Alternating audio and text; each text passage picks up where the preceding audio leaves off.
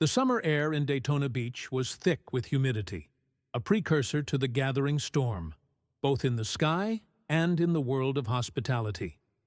For years, Black College Reunion, BCR, had been an electrifying event, a weekend of celebration, culture, and unity. Young black students from across the country, dressed in their finest, filled the streets of Daytona Beach with music, laughter, and the kind of joy that made the world seem limitless. It was a tradition, a rite of passage for many. And for years, the Adams Mark Hotel stood tall along the coastline, a five-star beacon of luxury. It was a place where guests expected crisp sheets, sparkling chandeliers, and service with a smile. But beneath its polished marble floors and golden embellishments, something ugly was festering. When Black College Reunion rolled around in 1999, thousands of students and alumni made reservations at the hotel. Some had saved for months, eager to experience a high-end stay during their weekend of revelry. It was supposed to be a weekend of relaxation, a time to create memories that would last a lifetime. But the moment they walked into the grand lobby of Adams Mark, they felt it. A shift. The uneasy weight of being unwelcome. At first, it was subtle.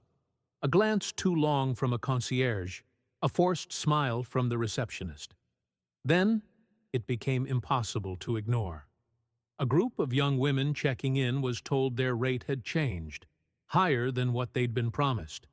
When they protested, they were met with shrugs and vague policies that hadn't been mentioned before.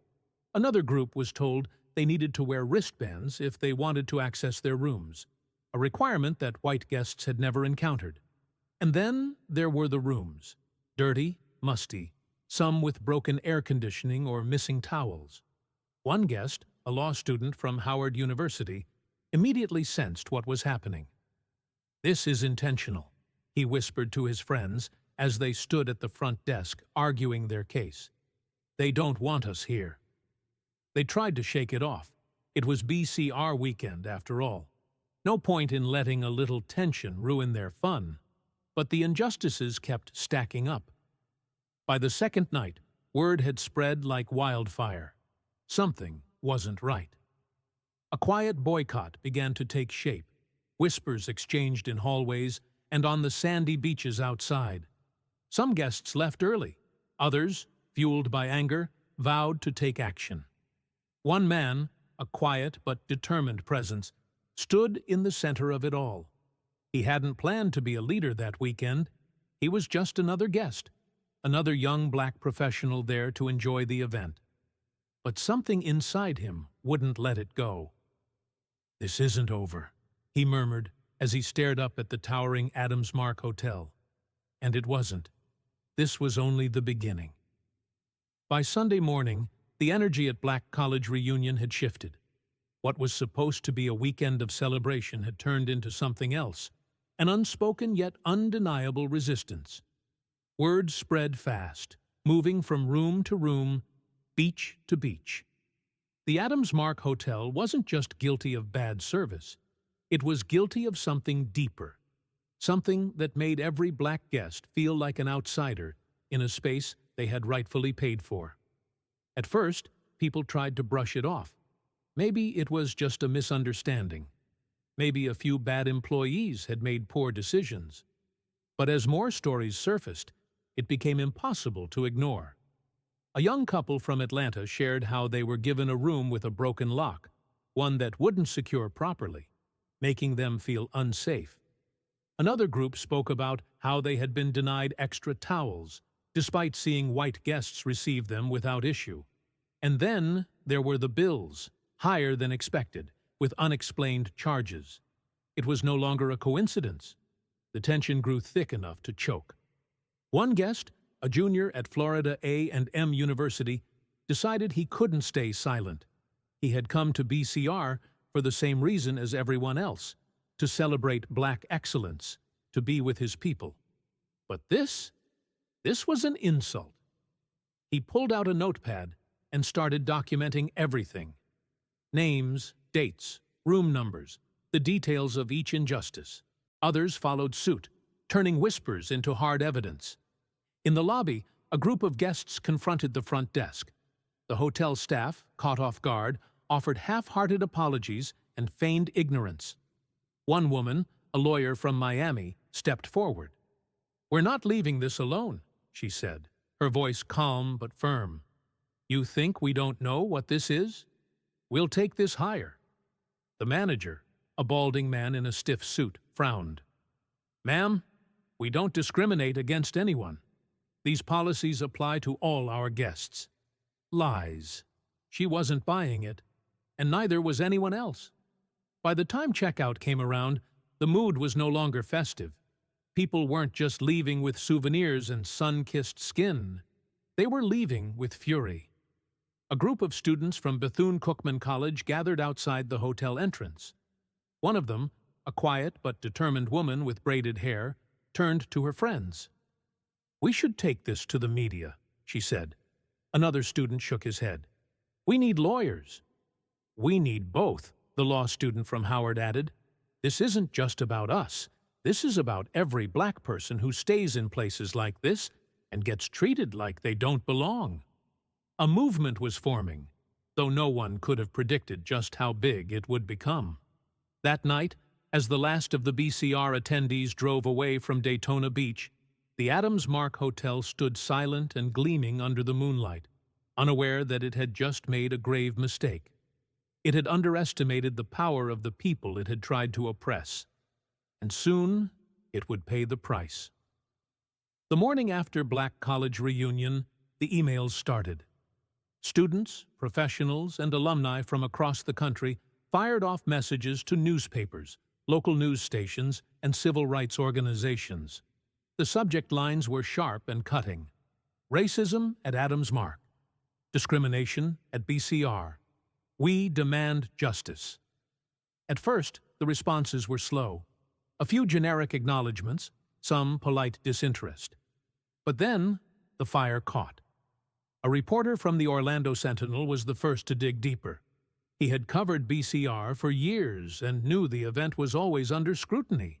But this was different. This wasn't about noise complaints or rowdy college students. This was about systemic discrimination.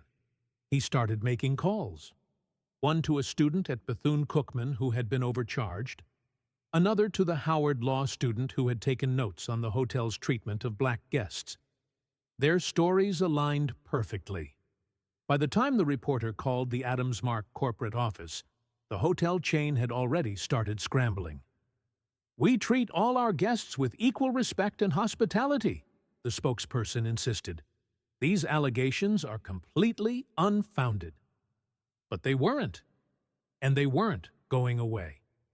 In Kansas City, Missouri, where the corporate headquarters of Adams Mark sat, executives gathered in a boardroom, their expressions tight with concern. "This is bad," one of them muttered, tossing a newspaper onto the glossy table. The headline read, "Black College Reunion Attendees Allege Racial Discrimination at Adams Mark." "We've handled bad press before," another exec said, trying to sound confident. "This will blow over." But it didn't. The New York Times picked up the story next, followed by the Washington Post.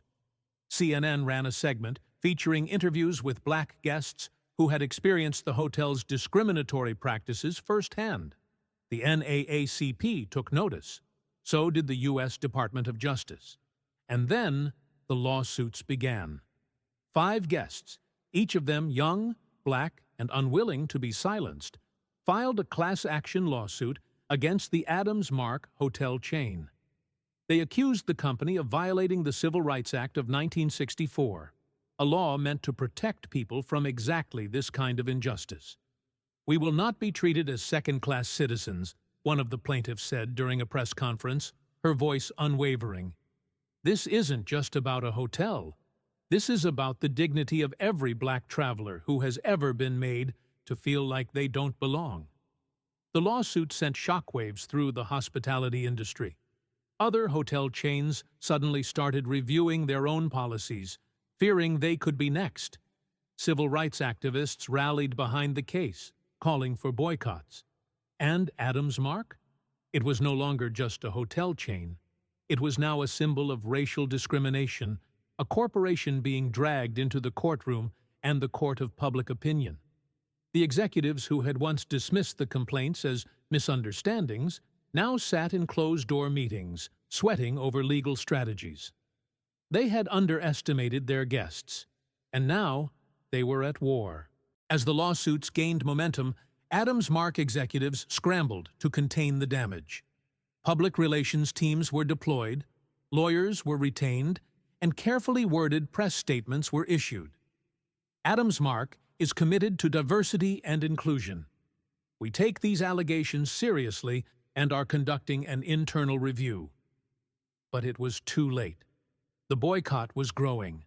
Black travelers across the country took to message boards and early social media platforms, warning others, "Don't book at Adams Mark. They don't want us there."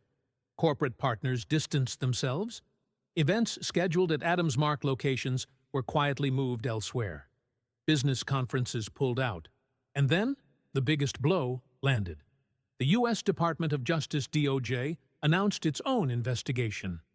At a press conference, a federal attorney stood behind a podium, his expression grave. Our preliminary findings indicate that Adams Mark engaged in racially discriminatory practices against black guests, he stated. No one should be made to feel unwelcome because of the color of their skin. The hotel chain was now facing not only a class action lawsuit, but also the full weight of the federal government. Inside the boardroom at Adams Mark headquarters, panic had set in. "This is getting out of control," one executive said, rubbing his temples. "The DOJ is involved now," another muttered. "We can't fight this." Their legal team had been poring over case files, trying to find an angle, anything to discredit the claims. But the evidence was overwhelming. Too many guests had spoken out. Too many receipts showed racial disparities in pricing. The wristband policy alone was indefensible. And then, an internal email leaked. A former employee, disgusted by what had happened, forwarded a chain of emails to a journalist. The emails revealed discussions about controlling the crowd during Black College reunion weekend, how certain guests should be monitored more closely, and the need to implement special rules. The story exploded. Now, there was no denying it, no spinning the narrative. Adams Mark was guilty. Outside their Florida property, protesters gathered, holding signs that read, "We deserve equal treatment. This hotel is not for us. Boycott Adams Mark." News helicopters circled overhead. The once prestigious hotel, known for its oceanfront views and luxurious decor, was now a battleground. Inside, the general manager sat in his office, staring at the chaos outside. "This was supposed to blow over," he whispered to himself. But it hadn't. It had only just begun. The Adams Mark Hotel in Daytona Beach, once a symbol of prestige, was now the epicenter of a racial discrimination scandal that refused to die. The protests outside grew louder each day. Civil rights activists, students, and even prominent leaders from the NAACP stood in front of the grand entrance, their voices echoing through the Florida air. "Equal treatment is not a privilege. It's a right," one speaker shouted through a megaphone as the crowd cheered. Boycotts intensified. Celebrities started weighing in, calling for an end to Adams Mark. One influential black businessman, who had previously hosted corporate events at their hotels, made a public announcement. "I will never step foot in an Adams Mark hotel again. Any company that stands for discrimination stands against us." The hotel's revenue took a direct hit. Reservations plummeted. Conferences that had been booked months in advance suddenly canceled, unwilling to be associated with a company now branded as racist. Meanwhile, behind closed doors, the DOJ's investigation was moving fast. Federal prosecutors had gathered damning evidence, testimonies from guests, internal emails, financial records. They had proof that Adams Mark executives knew what was happening and did nothing to stop it. Inside the corporate headquarters in Kansas City, the once confident executives were in full-blown crisis mode.